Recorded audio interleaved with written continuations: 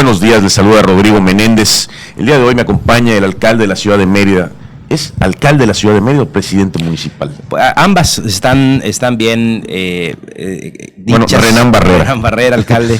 Gracias. Ambas están bien dichas porque en otros estados la alcaldía es como la comisaría Sí, originalmente siempre fue alcalde, ¿no? Deriva de la palabra alcaide, que era la autoridad máxima de una ciudad de origen europea, y de ahí derivó el concepto de la municipalidad y de la alcaldía. Y posteriormente ya ha ido derivando y eso se ha transformado básicamente en nuestro país a través de las diferentes reformas legales. Oye, ha derivado en presidente ¿estarás municipal. feliz que Mérida es la ciudad más segura de Latinoamérica, o la segunda, bueno, la tercera? La segunda ciudad más segura de todo el continente americano. La primera es Quebec, Canadá. Este es un ranking que hace un organismo internacional y que además siempre va midiendo la evolución de las ciudades, tanto en el continente americano como en Europa y en Asia.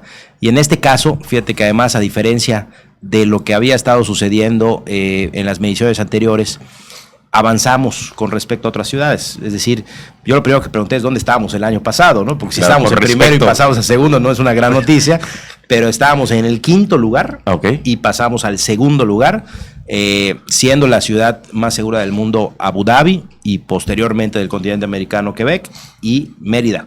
Por eso es la tercera. Digamos, es la segunda del continente americano, pero la tercera en el ranking mundial, y que además sí es importante mencionar, ya no estamos hablando de que Mérida es la ciudad más segura del país, estamos hablando de que es una de las ciudades más seguras del mundo, ¿no? Entonces, esa es la evolución que ha tenido. ¿A qué se debe eso y qué has hecho tú en este año con respecto a la seguridad? Fíjate que yo siempre le he dado el valor que tiene la forma en cómo nos desarrollamos como sociedad. Siempre se habla de que, oye, qué estrategia de seguridad, cuántas patrullas, qué tipo de monitoreo, cuántas cámaras de vigilancia.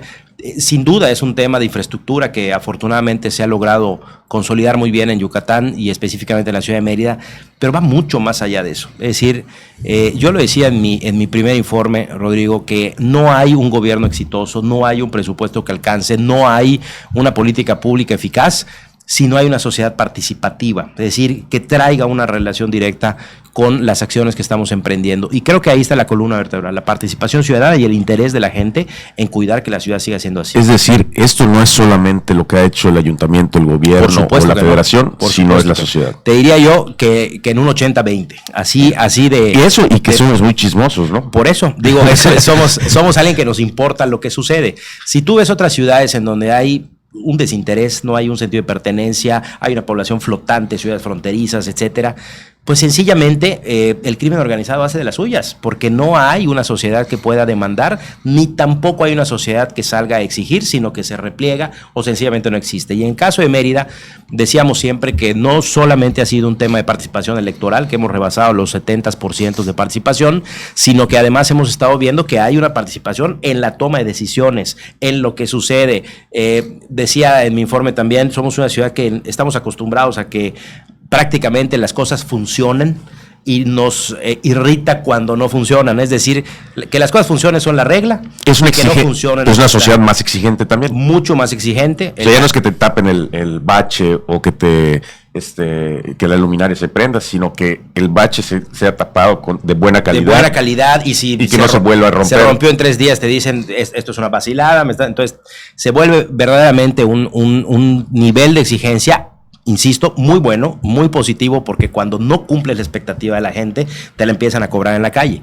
Y eso es algo que nosotros hemos logrado hacer un muy buen clic con los servicios. Las redes sociales han venido a dinamizar tremendamente la participación ciudadana. Ya todo el mundo reporta, oye, mi calle, mi luz. Oye, pero no solamente eso, he visto, por ejemplo, que en Twitter te ponen, oye, alcalde, tal, te exigen o te denuncian. Bueno, hasta por el calor, ¿no? Oye, está haciendo mucho calor, ¿qué va a hacer el ayuntamiento al respecto, no? Sí es un tema también, sobre todo. Por el aire acondicionado. Sí, eso es positivo. Yo fíjate que el otro día que lo estábamos analizando, digo, qué bueno que todavía los canales institucionales de denuncia o de queja o de reportes, como es Ayuntatel, como son los correos electrónicos, que es, digamos, la parte tradicional y que permite darle una mayor seriedad y formalidad a los reportes. Pero también los jóvenes han encontrado en las redes sociales su único mecanismo de comunicación, y a través de Facebook, de Twitter, de Instagram, la gente te pide una cita, busca un servicio, pide orientación o reporta alguna anomalía. Oye, alcalde, entonces como de moda, porque el presidente dio su tercer informe, entonces tu cuarto, ¿no? Bueno, pues no sé por qué fue lo del tercero, la verdad es que no termino de entender. Porque fue uno ciudadano el día del 1 de julio. Correcto. Bueno, eso ya es la interpretación. No, el mío fue el primero de esta administración. El cuarto acumulado. Oye, estamos con el presidente municipal de la ciudad de Mérida, Renán Barrera Concha. Oye, Renán, con respecto al turismo, ¿qué ha hecho este año? ¿Qué se ha hecho este año? Mira, es importante ponernos en la perspectiva nacional, porque siempre hay que comparar lo que está pasando en el mundo y lo que está pasando en el país para saber cómo vamos con respecto a ese ritmo generalizado global que hay. Yucatán en general, específicamente Mérida, tiene un crecimiento por encima del 3%, cuando el país tiene un crecimiento prácticamente estancado del 0.1%. Estar creciendo en condiciones donde hay un estancamiento del resto del país tiene doble mérito, porque a final de cuentas no solamente habla de lo que está haciendo el gobierno, por supuesto, eso es lo de menos. Lo que está haciendo los empresarios yucatecos, lo que están haciendo también los empresarios nacionales e internacionales, que también vienen a invertir a Mérida en sectores hospitalarios, en sectores turísticos. Yo les doy un dato muy rápido. El último año de mi administración se aperturaron alrededor de 3 hoteles, o 4 más o menos. En este primer año, 11 hoteles. Y estamos hablando de que pasamos de 7,000 habitaciones. Es un dinamismo totalmente diferente. Impresionante, pero además multiplicador. Es decir, cada vez el crecimiento es mayor. Y hoy lo que vamos a tener es que de alguna manera, de las 7,000 habitaciones de hotel que teníamos hasta hace 5 años, estamos por cerrar este año con 13,000 habitaciones de hotel, es decir, más del doble. Creció en 5 años lo que prácticamente no había crecido en 20 años, ¿no? Entonces, creo que sí es importante hablar de eso. ¿Y a qué se debe? Bueno, se debe primero a que Mérida cada vez tiene una mayor presencia internacional. Se debe a que también Mérida está siendo un polo atractivo para la inversión por la certeza y por la paz social, cosa que no sucede en otras partes. Aquel empresario que iba a invertir en Monterrey, o que iba a invertir en Villahermosa, o que iba a invertir en Puebla o en Durango, de alguna manera también dice, bueno, el tema de la volatilidad, de la tranquilidad y la paz social en estos lugares, pues hace que genere incertidumbre. Entonces vámonos a un lugar donde está seguro, donde la gente cada vez quiere ir más. Bueno, precisamente estaba yo platicando con el presidente de la Asociación Mexicana de Distribuidores de Automóviles Nuevos, con Quique Peniche, y me decía que en todo el país, creo que había un decrecimiento del 6%, 5%, mientras que en Yucatán eso no sucedió. No, al contrario. Al contrario. Sí, va creciendo. Entonces, de hecho, que podría ser su salón del automóvil. Ahí vamos a estar con él acompañándolo, sí. Ya nos invitó. Sí es importante mencionar que cambian también los estándares de los indicadores. No es lo mismo, acuérdate que siempre en turismo habíamos hablado de que la meta era lograr 2 noches mínimo, ¿no? Que estamos en el 1.8 y que ya vamos a llegar al 2. Bueno, eso cambia un poco, porque yo te puedo asegurar que si no es lo mismo 2 noches en base a 7,000 habitaciones, sí, claro, que es el promedio, que 2 noches en base a 13,000 habitaciones. Entonces yo creo que ya estamos en la tercera noche de ocupación en base a los 7,000, pero eso luego se va diluyendo. Ahí Guayito se dijo de tener Jesús en la boca. Por eso está promoviendo mucho, porque además de eso, déjame decirte que ya no hay CPTM, que era el Consejo de Promoción Turística de México, y que ahora cada quien tiene que ver cómo promociona su ciudad o cómo promociona su estado. Oye, y eso, tú como alcalde de la ciudad de Mérida, ¿no has hecho alguna sinergia con Valladolid? Pues, claro, no, desde luego. Otros incluso municipios. En una de las primeras actividades. Tiene mayor vocación es Valladolid, por eso claro. Pero cada quien tiene una oferta turística diferente. Lo que hay que hacer es enlazarla. Incluso cuando recién fui electo alcalde, cuando empecé ya en septiembre del año pasado, dimos una conferencia de prensa en México, el alcalde de Valladolid, un servidor, la secretaria de Turismo, para promocionar todo lo que tenía que ver con las actividades de Día de Muertos. Lo seguimos haciendo y lo seguimos promoviendo, y desde luego no es un trabajo que dé resultados de manera inmediata. Es un trabajo que se tiene que estar haciendo permanentemente para lograr consolidar la parte turística, y a final de cuentas, pues bueno, hemos visto que ha tenido mucho éxito la política turística del municipio, porque estamos yendo a Monterrey, a donde tenemos vuelos directos. Estamos yendo a Hermosillo, estamos yendo a Monterrey, ya se estuvo en Houston, para ir vinculando a los empresarios, a los turisteros, a los promotores también de agencias de viajes, que invitarlos a Mérida, que puedan ver también lo que tenemos. Oye, con respecto a la economía, Renán, pues Yucatán ha crecido con una dinámica económica muy importante, no solamente en lo comercial, sino en lo industrial también. Sí. ¿Cómo ves a Mérida con respecto a eso en este año? Muy bien, creo que ahí tenemos que celebrar el esfuerzo que también hacen los empresarios. A final de cuentas, la inversión es el reflejo de la confianza que tienen los empresarios de invertir en un estado o en una ciudad, y creo que estamos en un momento histórico muy positivo, en una coyuntura verdaderamente alentadora, que permitirá que haya cada vez mejores condiciones. Hemos visto que hay industria que está creciendo, que está consolidándose, parques industriales. Antes hablábamos nada más de la ciudad industrial, claro, ¿no? Y que las eran empresas dos antiguas, empresas, sí, que estaban ahí desde hace muchos años. Hoy lo que vemos es que hay un dinamismo en el crecimiento de los parques industriales, tanto el de Humán como también los que están en el norte de la ciudad. Y todo esto va a generar que con la inversión que se prevé que va a haber en Puerto Progreso, pues nuevamente se vea a la península de Yucatán pues como la gran plataforma de lanzamiento de productos. Acabas de hablar del Puerto de Progreso. ¿Tu relación con Julián Zacarías? Muy buena. La verdad es que con Julián yo lo he felicitado, está haciendo un trabajo extraordinario. Desde antes de tomar posesión, estábamos hablando de que éramos electos y todavía no tomábamos posesión, ya estábamos platicando porque él sabía que iba a recibir un Progreso en una condición verdaderamente deplorable, como en su momento a mí me tocó recibir en mi primera administración. Entonces conversamos mucho de cómo apoyarnos mutuamente para que pueda salir de la crisis. Pusiste el hombro para que llore. Bueno, no solo el hombro, sino también infraestructura, porque nos coordinamos con él para apoyarlo en la recolección de basura del Puerto de Progreso. Servilimpia entró a apoyarlo, incluso hasta la fecha tenemos camiones recolectores y contenedores de basura de la ciudad de Mérida en Progreso para apoyarlo en ese servicio. Eso no está mal, además, porque hay 70,000 meridanos que se van a Progreso. Totalmente. Y quiere decir, oye, son tuyos. Lo primero que tienes que hacer es convocar a todos los empresarios yucatecos que vienen a disfrutar de los servicios de Progreso 2 meses al año, y después prácticamente ahí te dejan la casa. Tienen que pagar predial, tienen que pagar agua, tienen que dotar de servicios, porque sin duda se colapsa, se desquicia el puerto cuando hay pues una hondonada de meridanos básicamente que van a las playas. Y por eso estamos íntimamente ligados. Yo lo decía, a los que creen que viven en el norte de Mérida, realmente ya viven en el sur de Progreso. Así que ya somos casi un solo municipio. Oye, Renan, con respecto en este año, en este primer informe de desarrollo urbano, sí, ¿cómo va eso? Eso siempre es un dolor de cabeza. Siempre es el tema, es una de las áreas más incluso interesantes, Rodrigo, porque yo fui regidor en la época de César Bojor, que yo fui regidor de desarrollo urbano. Luego fui alcalde en esa primera ocasión y ahora en esta, y te puedo decir que tengo una visión muy completa de lo que ha pasado en Mérida en los últimos 10 años.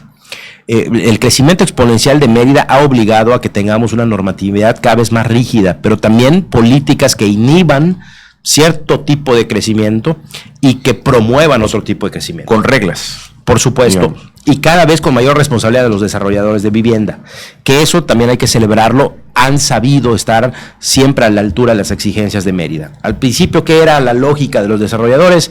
Oye, cada metro cuadrado que puedas vender, véndelo, ¿no? Y hoy se han dado cuenta también con la propia dinámica económica que la gente está dispuesta a pagar por vivir bien, por vivir en un espacio arbolado, con un ambiente de sustentabilidad. Y hoy el crecimiento de la ciudad, lo que estamos buscando es que ya no se siga expandiendo, porque eso va en contra de la calidad de vida. Es decir, tú puedes comprar 2 hectáreas en Sierra Papacal y tener la mansión de tus sueños, nada más que te va a restringir en calidad de vida, porque te vas a llevar 1 hora para trasladarte todos los días para ir y venir, pero también no vas a tener los servicios que tú necesitas, no vas a tener electricidad, no vas a tener agua potable. Entonces, ¿quién es el encargado de ver que eso suceda? Pues desde luego el municipio. Entonces, lo que estamos buscando es compactar la ciudad, que haya una redensificación, que no tengamos este efecto dona, en donde vemos colonias como el Campestre, Itzimná, Colonia Alemán, García Ginerés, que son colonias que tienen todos los servicios de muy buena calidad, pero que se están vaciando. Entonces se hace un hueco en el centro y se llenan las periferias, y hoy lo que estamos buscando es que la gente regrese a vivir a las colonias antiguas. Siempre he puesto un ejemplo, y para los que nos escuchan, tú vas al Parque El Alemán un sábado a las 6 de la tarde y vas a ver un montón de parejas jóvenes con sus hijos pequeños. Tú dices, ¿dónde viven estos chavos? Yo el otro día, llevo a mis hijos, mi mamá vive a media cuadra del parque y vamos mucho al Parque El Alemán. Entonces yo le preguntaba, oye, ¿tú dónde vives? En Ciudad Cauquel. ¿Y tú dónde vives? En Concal. ¿Y tú? Entonces, ¿por qué viene al Parque El Alemán? Claro. Pues porque es una colonia que tiene todos los servicios y lo que queremos es que se vengan a repoblar, que no la vean como es que ahí vivió mi abuelito, mi tatarabuelito, es una colonia antigua, sino que perfectamente se puede lograr que tengamos a las nuevas generaciones viviendo en las colonias tradicionales. Oye, alcalde, en tu relación con el gobernador, el agua potable, la JAPAI, ampliar la policía, ¿no hay nada de eso? Bueno, desde, tú recordarás, firmamos un acuerdo de la Agenda 2050, donde tratamos varios temas, priorizando los temas, que es importante mencionarlo. Hay un proyecto de poder invertir juntos en materia de infraestructura vial. Estamos trabajando en el tema de simplificación administrativa, de acortar los tiempos también de los trámites que normalmente se hacen en las diferentes dependencias y desde luego también el tema de la ecología y la sustentabilidad. Todos los demás temas de policía, de agua potable, de transporte público son temas que estamos trabajando en mesas que están funcionando, que entre los funcionarios están trabajando para poder priorizar costo-beneficio de cada una de las decisiones en ese sentido. Hoy en este año, nos queda poco tiempo, según me dicen, las obras. ¿Hay obras? Pues sí, tenemos muchas obras en proceso. Hemos invertido en este primer año casi 600 millones de pesos en obra pública, con Raúl Aguilar, presidente de la CEMIC y próximo presidente presidente del CCE. Platicábamos en un principio de que, si tú recuerdas, el ayuntamiento entró en septiembre, el 1 de septiembre del año pasado. Inmediatamente lo que hicimos es poner en proceso las licitaciones de obra pública para la inversión. Si no hubiéramos hecho eso, en gran medida se hubiera colapsado la economía en el último cuatrimestre del año pasado, porque los gobiernos, cuando inyectan el recurso para la obra pública, generan una dinámica económica que permite poder permearle a todos, a varios sectores de la sociedad.